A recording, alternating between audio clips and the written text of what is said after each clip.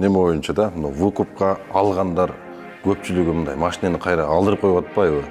Ошол эмне себептен алдырып коюп атат? Ошого же водитель күнөөлүү болуп, же бир нерсе болуп атабы, же силер жактан бир нерсе болуп атабы? Эми выкуптан машиналерин алдырып койгон окуяларды азыркы күндө өтө көбүн көрүп атабыз. Эми биз алып койгон машиналер ал эч нерсе эмес. Биз биринчиден жөндөн албайбыз, карыз болот. Эң жаманы компания, лизинговый компания уже платежун төлөбөсөң, дефолт объявлять этип, бардык машиналерди көтөрүп кетүү риски бар. Туугандар, ассаламу алейкум. Биздин Санкт-Петербургдагы көрүүчүлөргө бүгүн сонун жаңылык бар.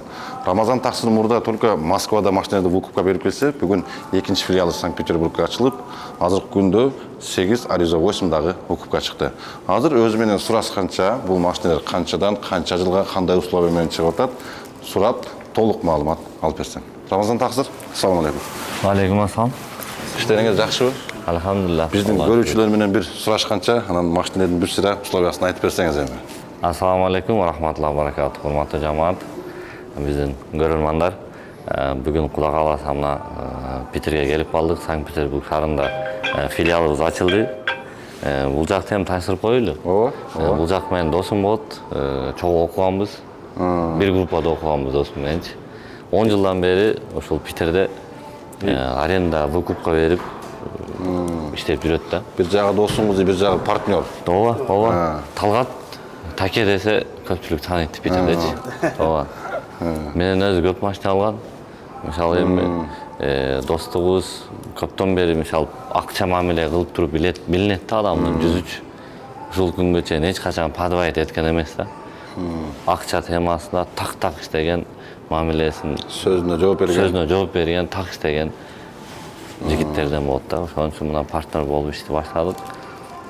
Мен мындайча айтканда оң колумда Питердеги любой ишти, любой вопросту Питерде ошо дос. Азыркы күндөгү бул чыгып аткан машиналар дагы бул жакта бул жак партнеруңуз карайт. Азыр общий 10 машина чыкты, 8 эмес, 10 машина чыкты, уже 2 машина берилди мына. Ошо берди.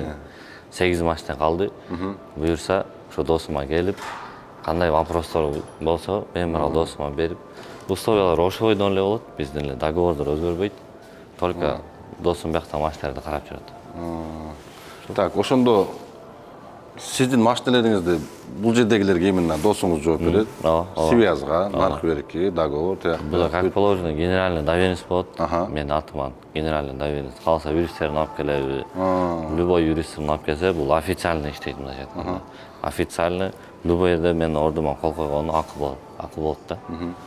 Азыркы күндө эми кандай условияда канчадан чыкты? Азыр эми ушул Аризо 8дер комплектация адашпасам актив болот. Простой комплектация эле. Өзүңөр көрүп турасыңар, машиналар кымбаттады, и плюс ставкалар көтөрүлүп кеткен. Азыр көтөрүлдү чаналарчы. Биз как она есть, договор колубузда турат. Любой адам келсин, договорду ачып көргөзөбүз. Канчадан чыкты машиналар, канчадан берилип атат. Все честно, прозрачно. Айтып көргөзөбүз. Машиналерге буларга 150 миң эле первоначальный взнос сурап атабыз. Мындай эсептесе өзүнө өзү расход кетет. Бир жылга страховкасын кылып беребиз без ограничения. 50 миңден кичине кымбатыраак болуп атат. И плюс зимний резиналарды кошуп берип атабыз. И плюс буларга на весь срок каска, мини каска деп коет, мини каскалар деле оформление болгон. То есть машина даяр, келет, уже айдап чыгып кетет. Кыскасы, силерден ошол 150 миңди бергенден кийин под такси бүт бар жогу даяр, сразу эле чыгып ишке чыгып кетерсе болот. Ооба. Ушул жерден. Ооба. Ушул жерде калат 8 машина тең, Ооба. Эми чисто биздин Питердеги көрүүчүлөргө болсун. 10 машина эмес, будан мурун деле бизде көп машина. Питерде бир 20-30 машинабыз жүрөт.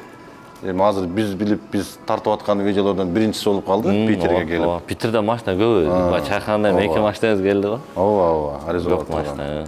Кыскасы, бул машиналар Питерде калат экен. Так, условияларын айттык. Комплектациясын видеодо дагы бүт бир сыра көргөзөбүз. Эми жана актив комплектацияны уже бүт бардыгы эле жакшы түшүнүп калды. Условияларын айттык. Ошондо канча миңден канча жыл болуп калды? Так, булар 117 миңби, 119 миңден болду. 119 миңден 36 айга чыкты. 3 жылга. Ооба. 119 миңден 3 жылга плюс 150 000 первоначальный ооба, өзүңүз. ооба. Все. 150 000 алып келесиңер, кыскасы машина полностью под такси даяр болот. Айына 119 000ден 3 жылга төлөп машинели болуп каласың туугандар. Машина боюнча бүт бардык информацияларды айтып деген андай деле кажети жок. Азыр бул жакта отурганча жанагы таксиге керектүү, жанагындай кызыктуу болгон суроолорду дагы берип, Рамазан таксы менен бир аз маектешсек.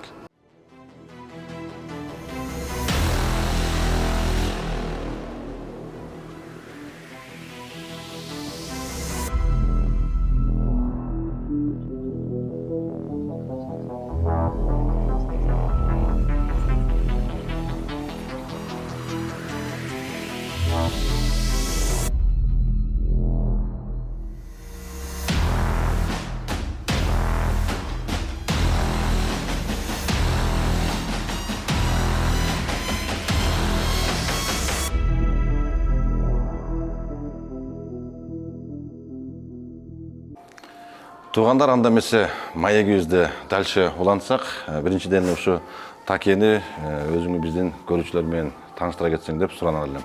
Assalamu alaikum жамаат. Мен ушу Таке Талгат. Питерде ушу 5 жылдан бери Питердебиз, такси сферада иштеп жүрөбүз.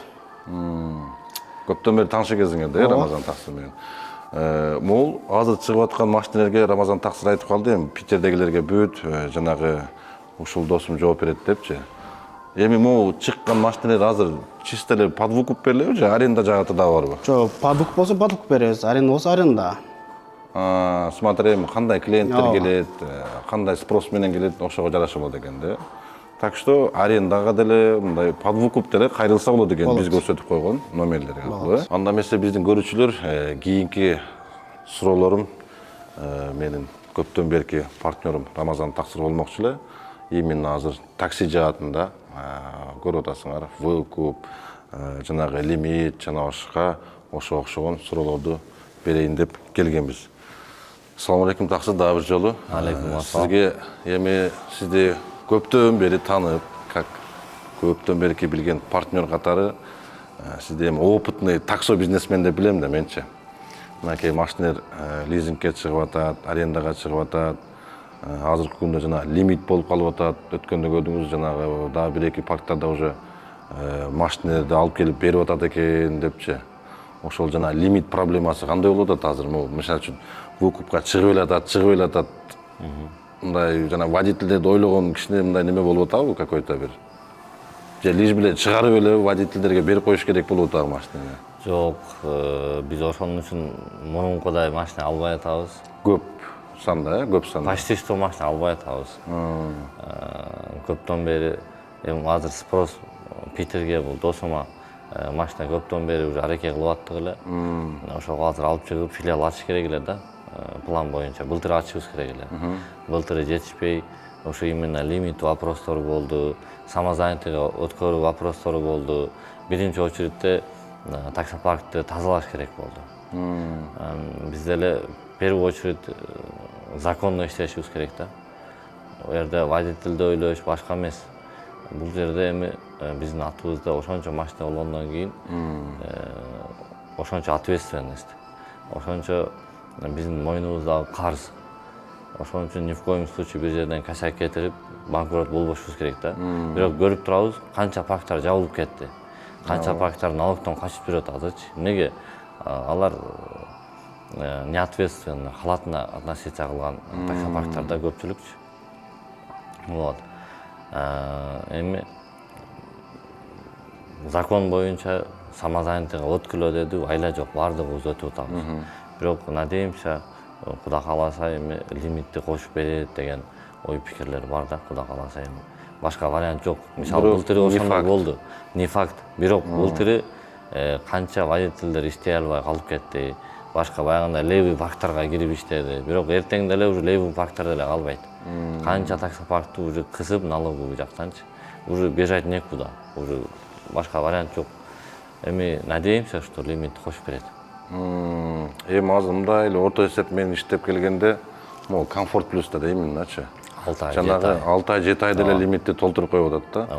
Ошондой учурларда, мисалы үчүн лимити толуп калып, водительдер уже төлөй албай калган моментте какой-то мындай жеңилдиктер болобу водительдергечи? Водительдер башка немелер менен иштеп атат, мисалчы. InDriver менен иштеп атат. Башка приложениялар менен, Или без Яндекса. Чисто көчөдө аэропорттордо иштеп атат. Ошентип азыркы күндөгү эң острый проблема. Бул такси сферасындагы эң острый проблема. Ошону Бирок биз эч кандай бир вмешательство эте албайбыз. Биздин ошону чоң таксопарктарды немелер барып Яндекске государство жактан болуп атат. представительдер менен барып сүйлөшүп, налог жанагы лимитти көтөрүп берүүсүн суранып, мындай кичине аракет кылса болобу эле же вообще не вариант? Вопростор болду, ал вопростор тынбай эле болот. Налоговый жакка көп письмолор жазылды. Бирок ал сверху пока непонятно. А так алар өздөрү деле билип турат. Алар өздөрү эле билип турат, что это неправильно. Азыр учурда эми водительдер машинени выкупка алды дейли. Эми келгенден кийин договорун, мен деле көпчүлүктөргө айта кетирдим, договорун жакшылап карап алса, анан кийин эми буну алгандан кийин, договорду колгондон кийин лимити түгөйбү, ответственности мойнуна алгандан кийин эми жанагы жакшылап таанышып алгыла деген маани ошондо да. Көп эле келет, лишь бы эле бумагага колду коюп эле машинени алып чыгып кетиш керек. Эми лимит боюнча азыр бир жаңылык бар. Бирок мен пока паркка эч кимди кошула элекмин, пока практикадан өткөн жок мененчи. Азыр жаңы закон чыкты. Мурун кыргыз жарандары ИП ачып иштей албайт эле. Азыр Яндекстен уведомление келди. Азыр лимит бүткөндөн кийин кыргыз жарандары ИП ачып Яндекс менен прямой партнер болуп иштесе болот элек. Ал жакта лимит болмойт. Прямой уведомление келди, бирок пока биз водительдерди подключение кыла элекпиз.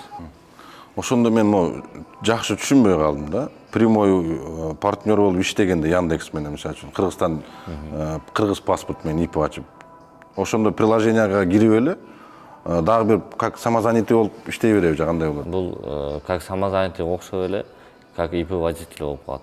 Бул прямой партнер, прямой Яндекс менен иштесе болот, либо через таксопарк иштесе боло берет.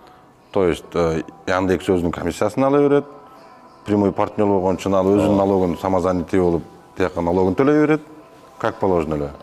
Бул суроолорго анык жоопту бухгалтерия берет. Лучше бухгалтериядан уточнять этип жоопторун алсаңар болот. Кыскасы, кыргыз паспортко ИП ачтырып, прямой партнер болуп иштейди, сөзсүз түрдө бир билген адам менен, бухгалтер менен эсептешип, канча налог төлөйт, кантип иштейт, кыскасы, ошонун баарын уточнить этип алса, лимиттин бир жарасы чечилип болот экен да, бул да бир шанс экен. Чечилет.